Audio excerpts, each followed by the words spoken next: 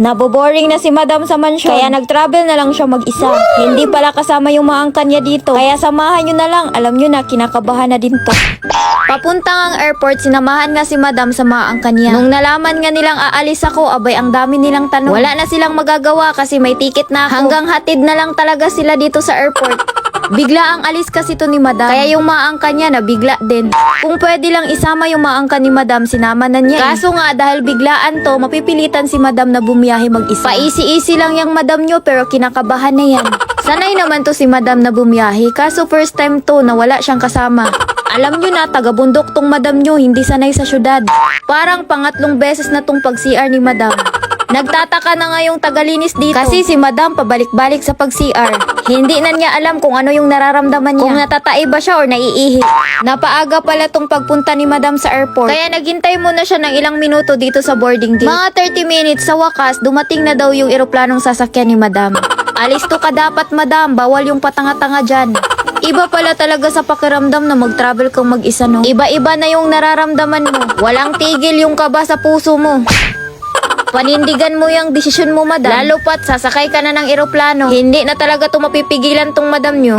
Mukhang hindi na kinakabahan si madam kasi pakanta-kanta na lang. Buti pa to si madam, unang buwan pa lang ng 2025 makakagala na.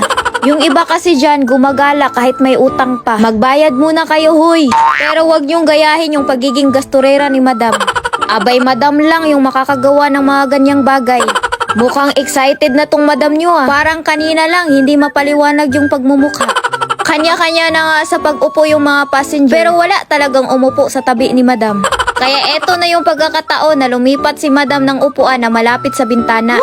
Parang dalawang upuan din yung binayaran ni madam dito sa eroplano. Yung bag ni madam may sariling upuan. Para maging safety to, sinuotan na din ni madam ng seatbelt. Ang talino mo talaga, madam. Tama yan, madam, na umupo ka malapit sa bintana para makita mo yung langit ba. Ang tagal naman lumipad tong eroplano, kinakabahan na tuloy tong si madam. Nung nagsimula na ngang umandar, na wala na lang bigla yung kaluluwa ni madam. Pero saglit lang naman yun, bumalik ka agad. Maya-maya, nakakaramdam na ng antok si madam. Kaya buong biyahe yung madam nyo natulog lang talaga. Nagising lang siya nung naramdaman niyang parang lumindol ba. Yun pala, maglalanding na yung eroplano. Kaya etong pagmumukha ni madam, hindi na talaga madrawing to. 50 namang nakarating si madam sa pupuntahan niya. Just landed from Pacific International Airport. So, welcome to Cebu. Hala ka madam, pwede ka na talagang mag-travel mag-isa. Akalain mong nakarating ng buhay si madam dito. Very good ka madam, ang galing mo, mabuhay ka. Hindi naman ito ang first time na nakapunta si madam ng Cebu. Kaya paniguradong hindi to maliligaw dito sa airport. Etong madam nyo, relax na relax lang talaga. Kahit nga wala siyang sundo, kayang-kaya niya na yan. Nakahanap din naman agad si madam ng taxi na masasakyan. $1 pala yung taxi dito sa Cebu. Abay, siningil ba naman si madam ng 700 pesos? Sobra-sobra yung hiningi niyang pamasahe pero hinayaan lang ni madam. Baka nga siguro nangailangan lang talaga tong taong to, no? Pasalamat ka talaga si madam tong pasahero mo. Pagbaba nga ni madam ng taxi, sinalubong na kagad siya nitong sexing babaeng to. Eto lang talaga yung pinunta ni madam sa Cebu. Ang makapagsukat ng magagandang dress. Dito nga sa Fames Fashion and Creation Shop. Wow! Black long dress nga tong unang sinukat ni madam. Ikalawa nga itong white cocktail dress. Thank you talaga dito kay Ma'am Ricar. Natodo talaga sa pag-assist dito kay madam. Sa pagsusukat nga nitong mga magagandang dress. Another kumikinang na black dress na naman to.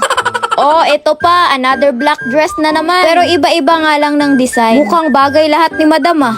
Dahil sa white dress na yan, mukha ka nang ikakasal, madam. Ilang dress pa ba yung susukatin mo, madam? Etong panghuling dress na sinukat ni madam, abay hindi siya lalamukin dito. Kaya eto na lang yung pipiliin ni madam. Hindi nalugi si madam dito kasi may kasamang kulambu na. In fairness, bagay na bagay kay madam, fit na fit. May bonggang event kasing pupuntahan si madam. Kaya dapat magmukhang madam talaga siya. Nag-check-in muna si madam dito sa hotel na ito. Abay, meron pa silang pa-welcome drinks dito. Okay naman yung mga rooms nila, maganda naman. Eto nga, at may ka-roommate pa nga si madam oh. Eto yung kasabayan ni madam sa pupuntahan na event. Akala ko magre-rest na si madam dun sa hotel, nag-shopping pa talaga. Sa ganda kasi ng dress na susuotin niya. Abay, bumili din siya ng bongga na heels. Isa ka talagang madam sa pagiging gasturera mo. Iba talaga tong si madam.